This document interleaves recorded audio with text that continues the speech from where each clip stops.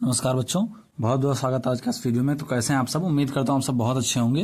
बच्चों, आज मैं ए रोड साइड स्टैंड का जो है स्टैंजा लेकर आया हूँ। उसमें साथ ही साथ रिलेटेड जो क्वेश्चन आंसर्स होने वाले हैं सभी इंपॉर्टेंट, वो भी मैं यहाँ लेकर आया हूँ। तो पहले मैं आपको पूरा स्टैंजा कवर कराऊंगा। स्टैंजा पढ़ाने के बाद फिर मैं आपको उसी से रिलेटेड जो बोर्ड में क्वेश्चन आंसर बेस्ड आया हुआ स्टैंजा है तो वो यहाँ पर मैं आपको पूरा कंप्लीट कराऊंगा। साथ ही साथ वो कौन से क्वेश्चन है जो आपके बोर्ड एग्जाम में आए हैं, साथ ही साथ उनसे रिलेटेड सभी मैं आपको यहाँ पर आंसर भी कवर कराने वाला हूँ। चलिए आज के इस वीडियो को बिना देर के हुए शुरू करते हैं। उससे पहले आपसे छोटी सी रिक्वेस्ट है कि अगर आप चैनल पर पहली बार आए हैं ना तो वीडियो को लाइक कर लेना, चैनल को जरूर सब्सक्राइब कर लेना, क्योंकि हमारे इस चैनल पर आपको ऐसी वीडियोस मिलती रहती हैं। चलिए बच्चों, फटाफट से वीडियो शुरू करते हैं और स्टैंजा को पढ़ते हैं। देखिए लिखा गया है समटाइम्स, यानी कि कभी कभी। आई फील, मैं कोशिश करता हूँ। माई सेल्फ, स्वयं से। आई कैन हार्डली बियर, कि मैं बर्दाश्त कर सकूं। कभी कभी मैं सोचता हूं कि मैं बर्दाश्त कर सकूं। The thought of so much childish, the thought यानी जो विचार है, आप सो much childish, longing in vain, जो कि बेटा रगों में दौड़ रहा दर्द है। मतलब मैं इस दर्द को कभी कभी मैं क्या कर सकूं, सोचता हूं कि सहन कर सकूं, बर्दाश्त कर सकूं। द सैडनेस यानी ऐसी उदासी, दैट लर्स, जो छा जाती है, नियर द ओपन विंडो, खुली सी खिड़की के पास, जो उस खुली खिड़की के पास छा जाती है। दैट वेट्स, दैट माने जो कि, वेट्स माने क्या होता बेटा, खुली रहती है। ऑल डे, पूरे दिन, कहाँ पर, इन ऑलमोस्ट, लगभग, जो पूरे दिन लगभग खुली रहती है। ओपन प्रेयर, ओपन मतलब खुले से, प्रेयर माने खिड़की के पास, यानी खुली खिड़की के पास। For the squeal of brakes, जो कि ची ची की आवाज आती है ब्रेक की। जैसे कोई गाड़ियों में बच्चा ब्रेक लगती है तो ची की आवाज आती है, ठीक है। स्क्वेल ऑफ ब्रेक्स, जो कि ब्रेक की आवाज आती है, चीख की। The sound of stopping car, the माने कुछ नहीं, साउंड माने आवाज, of I stopping car, car के रुकने की, जो कि कार के रुकने की आवाजें आती हैं, ठीक है बेटा। अब ये पोएम जो है वो रोड साइड स्टैंड है। रोड साइड स्टैंड का मतलब होता है बेटा सड़क के किनारे। तो ये कवि जो है वो अमेरिका में जो ये लोग हैं बेटा शहर के उसके रोड के किनारे रहते हैं, तो उनसे कवि गुजारिश करता है कि सड़क के किनारे रहने वाले लोगों का भी ध्यान रखा जाए।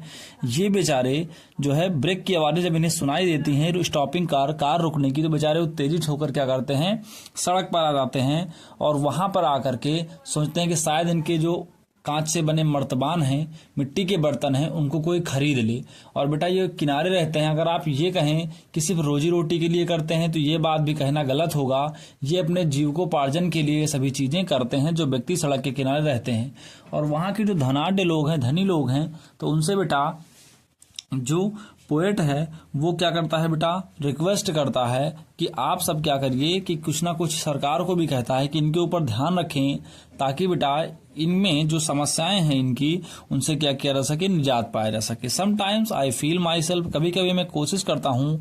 आई कैन हार्डली बियर, मैं बर्दाश्त कर सकता हूँ। The thought of so much childish longing in vain, जो बेटा दर्द है, द सैडनेस, ऐसा दर्द, that lurks near the open window, जो खुली खिड़की के सामने झलकता है। That waits all day in almost open prayer, जो कि द वेट्स, जो कि बेटा झांकता है, all day in almost open prayer, खुले से प्रार्थना के स्वरूप। जो स्क्वेल ऑफ द ब्रेक्स, जैसे बेटा गाड़ियों की आवाज आती है, स्टॉपिंग कार, जो कारों के रुकने की ब्रेक की आवाज आती है, उनसे, ठीक है बेटा। चलिए आगे हम आपको इनके क्वेश्चन आंसर पढ़ के यहाँ पर बता देते हैं। देखिएगा पहला क्वेश्चन है बेटा जो कि आपके पेपर में आया हुआ था। तो यहाँ पर बेटे पहला क्वेश्चन आपका होने वाला है, what can not the poet tolerate.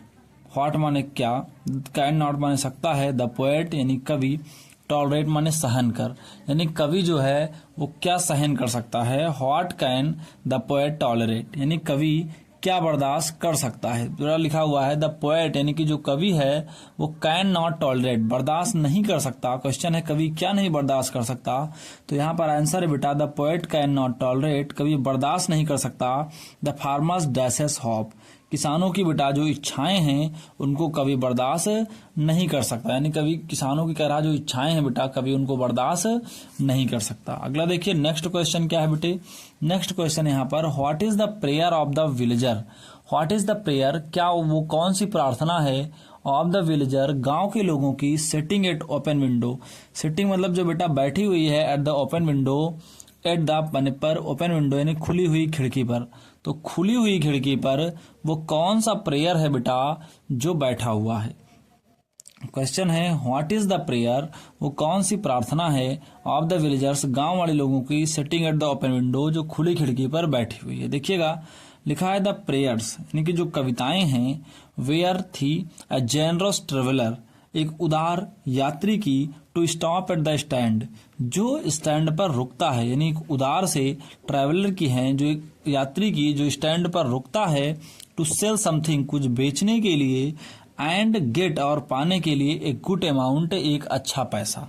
यानी कि देखिए वहां पर क्या होता है बेटा, जो रोड साइड स्टैंड है तो अमेरिका का है ना, तो वहां पर क्या होता है, जो सड़क के किनारे लोग रहते हैं, तो कभी सोचता है कि अगर ये लोग चलते रहे और उसके बाद आएंगे अचानक से अपनी कार से रुकेंगे, तो वहां पर बेटा क्या होगा, ये लोग कुछ ना कुछ जो है सेल करेंगे, बेचेंगे। जैसे लोग जा रहे होंगे कार से, तेजी से निकल जाते हैं तो बड़ा सा सुसज्जित ट्रैफिक गुजरता है, तो ये लोग मायूस हो जाते हैं और सोचते हैं यहाँ कोई रुकेगा नहीं।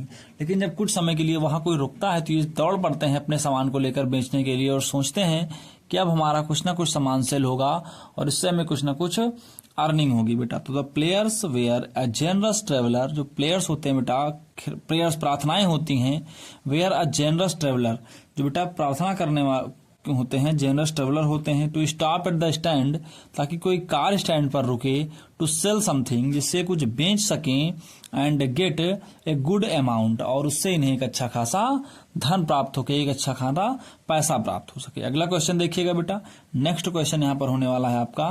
तो नेक्स्ट क्वेश्चन है बेटे, identify the figure of speech in Givens line, यानी इन दिए हुए लाइन में बेटा फिगर ऑफ स्पीच बताइए। देखिए फिगर ऑफ स्पीच बताना है आपको, यानी इसमें कौन सा आपका अलंकार होने वाला है ये आपको यहाँ पर बताना है। देखिए बेटा यहाँ पर लिखा हुआ है पर्सनिफिकेशन, तो पर्सन का मतलब क्या होता है, कोई ना कोई मानव, लिखा गया यहाँ पर पर्सनिफिकेशन, तो पर्सनिफिकेशन का मतलब होता है बेटा मानवाकार अलंकार, यानी मानवाकार यहाँ पर अलंकार है। तो आप बोलेंगे सर यहाँ पर मानवाकार अलंकार क्यों है, तो देखिए आप अगर इस लाइन को पूरा शुरू से पढ़ते हैं तो आपको समझ में आएगा। देखिए यहाँ पर मैं एक लाइन आपको पढ़ के दिखाता हूं कि द सैडनेस दैट लर्क्स, यानी जो उदासी है वो बेटा क्या हो रही है, लर्क्स नियर द विंडो, यानी खिड़की के पास छा जाती है। जैसे ऐसा लग रहा है उदासी कोई व्यक्ति है या कोई चीज है जो आपके पास आकर छा जाती है, बात समझ में आ रही कि नहीं।